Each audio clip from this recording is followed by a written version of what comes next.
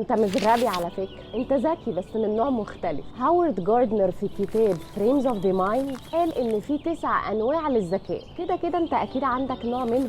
اول نوع الذكاء الرياضي المنطقي، اللي هو بيحل المسائل الرياضية بسرعة، ده يبص على المسألة وهوب الاجابة تتشقلب في راسه. بيعرف يحل الالغاز واي حاجة فيها ارقام وحسابات تلاقيه فرير. تاني نوع الذكاء اللغوي، دول اللي بيعرفوا يقولوا الكلام صح، يألفوا الكلام، يرتبوه كده ويخلوا الكلام شكله حلو وله معنى. اهو الناس دول عندهم ذكاء لغوي، تلاقيهم دول بيطلعوا كتاب، شعراء، كلامنجية كده. تالت نوع الذكاء الإنساني، وده الشخص اللي بيقدر يفهم نفسه ويفهم غيره، ودايما بيفكر في سبب وجوده ورسالته في الحياة، وغالبا بيعيش في حالة من التصالح مع نفسه، وبيفهم الناس التانية ويعرف يتعاطف معاهم وينصحهم. هتلاقيه لايف كوتش كده في نفسه. رابع نوع الذكاء البصري. أصحاب الذكاء البصري عندهم قدرة على رسم الصورة في خيالهم والاحتفاظ بيها، وبيبقوا مبدعين في رسمها وتصويرها، وبينحتوها بحس عالي وذوق رفيع. هتلاقيه يطلع رسام، نحات، مصور. خامس نوع الذكاء الاجتماعي، ده بقى ابو كاريزما عالية، ده حضوره متميز، بيعرف يتعامل مع اي حد. والنوع ده من الذكاء يعتبر من اهم انواع الذكاء، بينفع في الشغل وفي العلاقات وفي كل حاجة. لسه في 4 انواع من الذكاء هقولهم لكم الفيديو الجاي. طلع عندكم اي نوع من دول ولا الدور الجاي؟ اكتبوا لي في الكومنت.